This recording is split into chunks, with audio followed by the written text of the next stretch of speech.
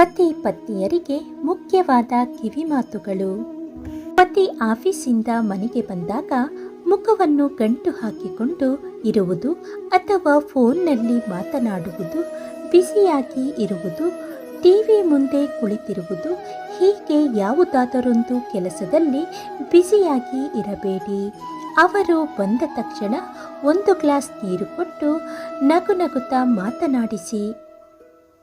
2. ಹಣ, ಆಸ್ತಿ, ಒಡವೆ, ಕಾರು, ಬಂಗಲೆ ಇವೆಲ್ಲ ಜೀವನಕ್ಕೆ ಬಹಳ ಮುಖ್ಯ. ಆದರೆ ಜೀವನಕ್ಕೆ ನೆಮ್ಮದಿ ಇದಕ್ಕಿಂತ ಮುಖ್ಯ. ಇದು ನಿಮ್ಮಿಬ್ಬರಿಗೂ ನೆನಪಿರಲಿ. ಪತಿಯ ಸಂಪಾದನೆಗೆ ಪತ್ನಿಯಾದವಳು ಬೆಲೆ ಕೊಡಬೇಕು. ಇತಿಮಿತಿಯಲ್ಲಿ ಹಣ ಖರ್ಚು ಮಾಡಬೇಕು. 3. ಸ್ನೇಹಿತರು, ಕುಟುಂಬದವರು, ಅಕ್ಕಪಕ್ಕದವರು ಹೊರಗಡೆ ಸುತ್ತಾಡಲು ಹೋಗುತ್ತಿದ್ದಾರೆ, ಒಡವೆ ತೆಗೆದುಕೊಂಡಿದ್ದಾರೆ ಅಥವಾ ಶಾಪಿಂಗ್ ಮಾಡಿದ್ದಾರೆ ಎಂದ ಮಾತ್ರಕ್ಕೆ ನಾವು ಕೂಡ ಅದನ್ನೇ ಮಾಡಬೇಕು, ಅದನ್ನೇ ಖರೀದಿಸಬೇಕು ಎಂಬುವ ಬಯಕೆ ಇಟ್ಟುಕೊಳ್ಳಬೇಡಿ. ಏಕೆಂದರೆ ಇದರಿಂದಲೇ ಸಂಸಾರದಲ್ಲಿ ಇಲ್ಲದ ಕಲಹಗಳು ಉಂಟಾಗುತ್ತದೆ. ನಿಮಗೆ ಅವಶ್ಯಕತೆ ಇದೆ ಮತ್ತು ತೆಗೆದುಕೊಳ್ಳುವ ಶಕ್ತಿ ಇದೆ ಎಂದರೆ ಖಂಡಿತ ತೆಗೆದುಕೊಳ್ಳಿ. ಅತಿ ಆಸೆ ಇರಬಾರದು ಮತ್ತು ಬೇರೆಯವರ ಬದುಕನ್ನು ನಿಮ್ಮ ಬದುಕಿಗೆ ಯಾವತ್ತಿಗೂ ಹೋಲಿಸಬಾರದು. 4.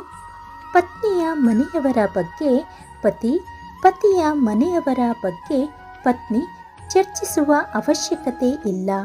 ಮಾತನಾಡಬೇಕಾದ ವಿಷಯದ ಬಗ್ಗೆ ಮಾತನಾಡಿ. ಹೀಯಾಳಿಸುವ ಅಥವಾ ವೈಯಕ್ತಿಕ ಮಾತುಗಳು ಬೇಡ. ಇಲ್ಲದ ಸಲ್ಲದ ವಿಷಯದ ಬಗ್ಗೆ ಹೆಚ್ಚು ಚರ್ಚೆ ಮಾಡಬೇಡಿ. 5. ಸಂಸಾರ ಎಂದ ಮೇಲೆ ಮನೆ, ಮಕ್ಕಳು, ವ್ಯವಹಾರ ಮತ್ತು ಆರೋಗ್ಯದ ಮಾತುಗಳೇ ತುಂಬ ಇರುತ್ತದೆ. ಇದರ ಹೊರತು ಬೇರೆಯವರ ಬಗ್ಗೆ ಇಲ್ಲದ ಸಲ್ಲದ ಮಾತಿನ ಚರ್ಚೆ ಇಬ್ಬರಿಗೂ ಬೇಡ. ಅದರ ಅವಶ್ಯಕತೆಯೂ ಇಲ್ಲ. ಪತಿ ಪತ್ನಿಯ ನಡುವೆ ಜಗಳ ಬರಲು ಇದೇ ಕಾರಣ. 6. ಒಬ್ಬರಿಗೊಬ್ಬರ ಮೇಲೆ ಪ್ರೀತಿ, ವಿಶ್ವಾಸ, ಗೌರವವಿರಲಿ. ಆದರೆ ಸಂಶಯ, ಚುಚ್ಚುಮಾತುಗಳು, ಜಗಳ, ಮನಸ್ತಾಪ, ಅಪಮಾನಿಸುವ ಮಾತುಗಳು ಬೇಡ.